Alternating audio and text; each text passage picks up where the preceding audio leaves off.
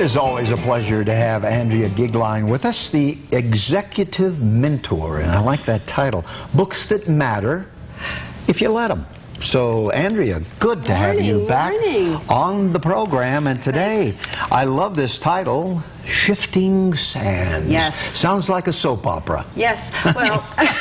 Well, believe me, some of the things that go on in that book and the interpersonal dynamics, it was a little bit like a soap opera, but this particular book came to me through a client. As you know, I teach positive psychology, and in one of my executive women's groups, someone, because of the work that I was teaching, she said, oh, I've got to teach you, because most of the work that I teach, as you notice, like with the Jack Canfield, there is a goal orientation. There is a, you get to think about this and set your goals and think about what you're going to do next. And this book takes a very distinctly different edge to it. And it has the conversation that as a society and as people, we are basically trained to be more like mountain climbers. We get up in the morning, we know where we're going to go. When you're going to climb a mountain, you know where the summit is. You know that you're going to pack this thing and you're going to do this and you're going to prepare. You've got it all lined out, and we are led to believe early in our life that we can plan our lives that way. And then life begins to happen. It throws a curveball. Yes. So this is a wonderful book about a true story about how a man used an event that happened in his early 20s where he actually did traverse the Sahara. And I didn't read, I perused, but on purpose, did he find himself there? Yeah. He set out to do this? Well, young, restless men come together in France and decide that it's a bit expensive, and they try to figure out where do we want to go next, and someone suggests, just go south. And in the midst of this, they find two people who are wanting two partners to drive their cars with them across the Sahara Desert. And the two main characters, the author, Steve Donahue, and his best friend, Tellis, didn't really have that intention, but said, well, what the heck, as 20-year-olds will, as they're traveling around. Spontaneity is a good thing. And he then, later in life, beginning around 1996, Steve is a speaker and an executive coach. And what he did was take this experience of crossing the Sahara Desert, and it was at a time during his own personal life where he had planned his marriage and his children and all those things, and that was falling apart. And he realized that as a person teaching in corporations, that we're taught to set plans, and then all of a sudden that old line about life happening when you've set all these plans. So what he did was use the metaphor of traversing the desert, the Sahara Desert, and how it is so different than climbing a mountain, which is more like our goal setting. And what I loved it, in every book that touches you, there is a line in this that, maybe during the time that I was reading it, it really hit. But he's going through the contrast about setting goals and marching your path.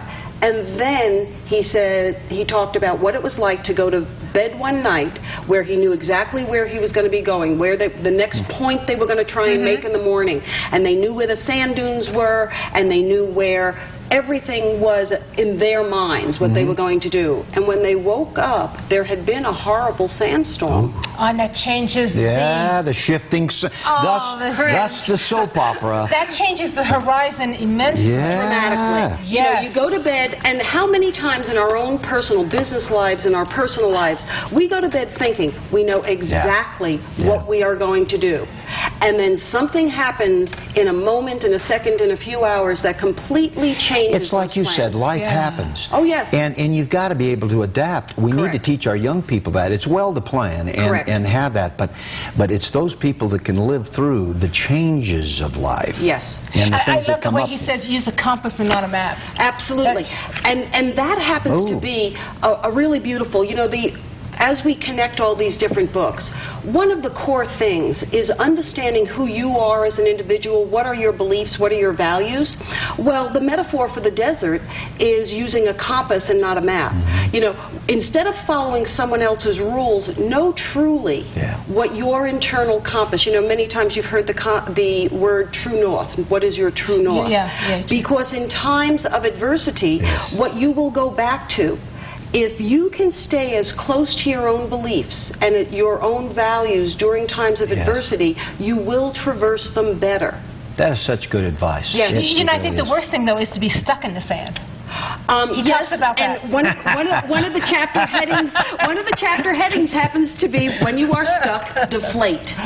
And I absolutely love that metaphor. Deflate, huh? Yes, and the story is about how they are stuck in the sand. And as many times when we get stuck, we have this habit of like trying to do more of the same exact thing that we're doing. And so the wheels keep spinning? Oh, yes. And we get deeper? Oh, yes. Yeah. Oh, Which is the definition of, as we all know. Yes. More of the same, expecting different, yes. Absolutely. And I do remember a great point in parenting with my own daughter, our daughter Dana, when we were standing in a store and we were looking for an item, and I had left her with the salesperson to go see to go do something else, and when I come back, he was supposed to have checked inventory, and the computer, quote-unquote, was not working. Yeah. And she whispered to me, "Mom, you know how you always say, don't try and get a different result doing the same thing?" He's put the same code in the whole time he was gone. And that is a lot of what we do. And he had, Steve Donahue, this author, had the experience of what it was like to be in a car, be stuck, and then what ends up happening, how people begin to fight, first with themselves and with the other people around them. You're heck bent, you're going to do it the way you... Or spin the wheel. My way or the highway. You betcha. And when you're in the desert, you do get stuck. So it is about, you know, the concept of deflating. How about you put your ego to the side? How about you put all those things that you know to the side and step back and say, okay, how do I solve this problem? How do I participate? And maybe it's just truly letting go. You know, the concept of change in our society, we hold a very, we think that we want, that it's positive. But when you say, oh, you know, things are going to be changing, generally those inner voices are saying, oh, what does that mean? But we don't, and we really don't want change. We stay in the same rut. There's a great book, Who Moved My Cheese, which is a very, which is very profound. Absolutely. Because we keep going back to the same cheese, and it's not satisfying anymore. Correct. Which really goes right to this, the same deal. Yes. As an executive mentor, why do you think we do that, Andrea? Because we're human, other than that? No, there are certain characteristics in the psyche. In order to traverse great change, one of the things you have to do is to be able to categorize so that you can get... What we know about learning theory is that we desire to have the ability to know we can accomplish something. That's our level of comfort. So what ends up happening, we keep using our level of comfort, therapists will tell you that people will stay in very painful situations because they actually know what to expect in the painful situation, that it is more comfortable. So it is... It has stepping out into the unknown. It's taking that step off the bridge. Yes. And hoping there's water below you. Yes, when you have an inner compass, you actually have the ability to know, okay, all I have to do is put one foot in front of the other. If I know where north is, I can at least make But you know, the reality of the situation is, because I've went through many changes, I don't last too long. I get thrown out of places very quickly. Every single change that's ever happened, and it's fearful, has turned out fine. Absolutely. It turns out fine. Yes. And that's what people don't want to, that's what people don't want to, well, that won't turn out right. But isn't it amazing, though, what you just said, though? I want to get your opinion on that. What he just said is a fact. Yes. Every change turned out fine, but yet the next change we are convinced won't. The next change that hits us, we're convinced won't. We are the human animal that likes to know what's going to happen, even though there is no evidence. And that's why this book brings it. This is the story of how we should look at that concept of thinking that we know how things are supposed to end. And in reality, we are very skilled at traversing life that really doesn't follow the rules. You are so right. But it does. But Tanya's right. You're fearful. Correct. But you know what? Every change in my life has turned out just fine. There's a concept going around today, and you'll find it in the Canfield, but the concept of an evidence journal. If we would take the time, if you would keep a list of all the times you were deathly afraid that you thought this change was losing this job, having this divorce, whatever it was the worst thing that could ever happen, and then you see how you grew. It doesn't mean there was not pain there. It doesn't mean it was not difficult. But what it does mean is that you are now here, and what have you learned? I looked at all my changes as a new adventure, and they've been marvelous, eye-opening. Shifting Sands. The author is Steve Donahue. Pick it up.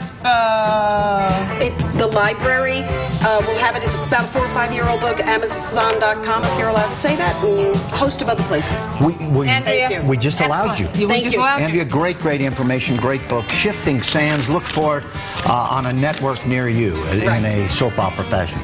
Shelley Shepard in the house. Been a while since we talked to her, but stay tuned because she's going to be with us.